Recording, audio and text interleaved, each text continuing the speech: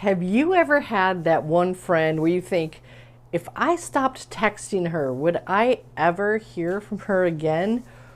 Or you leave every hangout feeling drained, annoyed, semi resentful, and then you start wondering, am I the problem? Am I too sensitive? Am I too needy? Probably not. Today we're talking about 5 signs it might be time to let a friendship go, or at least seriously downgrade it without feeling like you're the villain. If your gut has been whispering something's off here, this video's for you.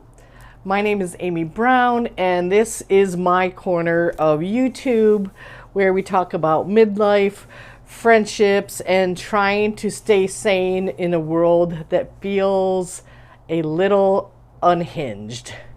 So this video is especially for the 40 plus crowd who are realizing that friendships in this season feel very different from when we were 16 or even 30.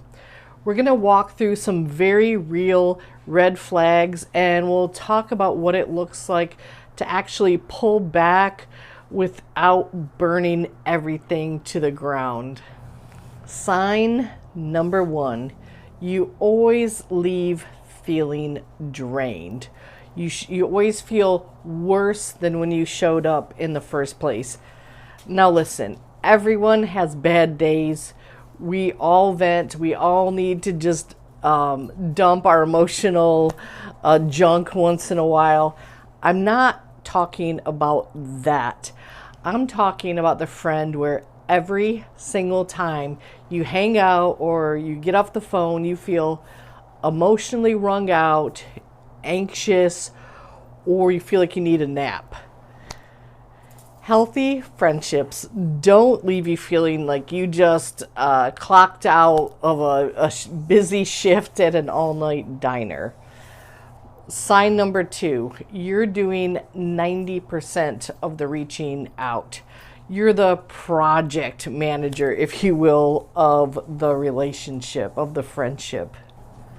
You're the one starting every text thread, suggesting every coffee, remembering every birthday, and following up when they disappear for weeks on time. And if you stopped, the whole relationship would likely end or at least flatline. That doesn't automatically mean that they're evil. It might mean they're overwhelmed or disorganized, or they're just not great at initiating. But here's the key. If you've been carrying all of this like this for months or years and you're just starting to feel tired and resentful, that's a sign that the effort is not matching. Friendship is not a group project where you do all the work and they still get the A. And if you remember back to school and group projects, hopefully you'll know what I mean. Number 3, they don't respect your time or your boundaries. This can look like constant last-minute cancellations, showing up chronically late and not apologizing, blowing up your phone when you've said, hey, I can't talk right now, or sitting across from you at lunch or at a coffee and only being half present because they're on their phone the entire time. I had a friendship wither and die, and I can recall clearly the last conversation, and it was a phone conversation, and my former friend was so bored, she was literally sighing during the conversation. It was very awkward, so I made up some lame excuse, and I ended that call promptly, but that was painful to hear the boredom. Everybody messes up sometimes. Absolutely. Life happens. But the key is there a pattern? What if their pattern is my schedule and my moods matter more than yours? That's not a friendship. When you say I can't do that or that doesn't work for me and they pout or do a guilt trip, that's a giant red flag waving at you. Sign 4. This is a big one. They only show up when they need something. I have actually right now a few people in my life. They happen to be relatives. They also happen to never watch my YouTube channel. But this is big. They only appear when they need something. So here's the deal with this. Weeks of silence. They never check in with me to see how I'm doing. Or they'll just come out of the blue like, hey, I have a random question for you. I get this a lot. Followed by, I need a favor, or I'm having a crisis, or I'm having this big emotional thing that I need to unload on you. So when you need something, or in my situation, when I need something, crickets. They don't even bother. They don't even try to make it look good. They don't say, sorry, you know, my life's crazy right now. It's just no response when I need something.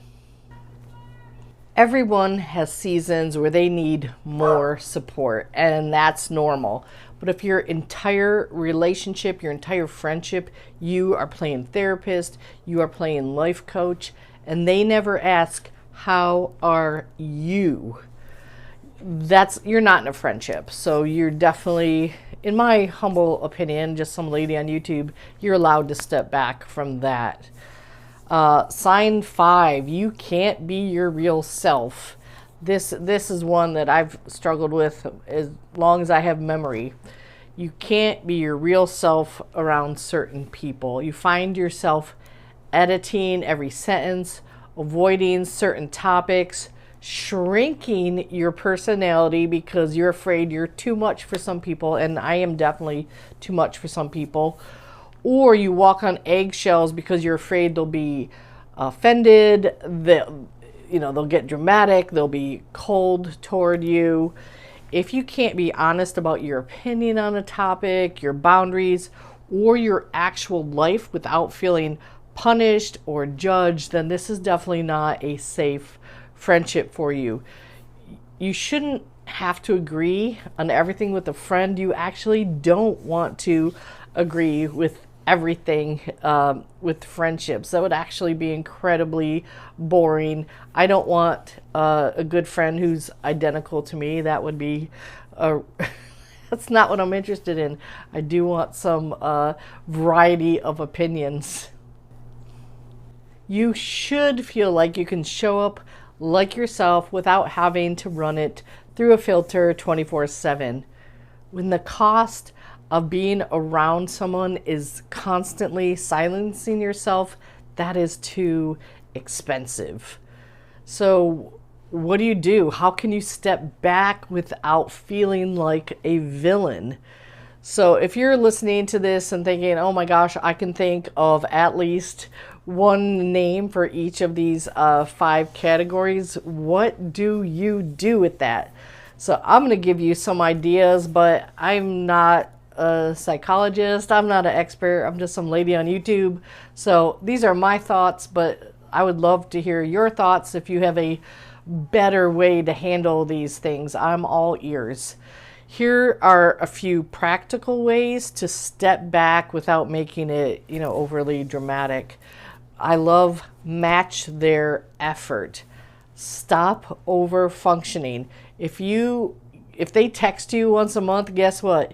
You text them once a month. They are now your once a month text friend. No big announcement, no dramatic exit. You're just calibrating the friendship. Number 2, practice the slow fade. For relationships that are they're not toxic, but they're not great, you can gently create some distance. You're not ghosting the person, you're not dumping them, but just take longer to respond. Say no to some of the invitations. Stop initiating every plan. Over time, the dynamic usually will reset itself to something that actually matches reality. And be honest when needed, but loving. You can be honest and be kind at the same time. So if you have someone that you truly care about, I have a relation that right now is just in a bad mental space and is just really been draining people in her orbit.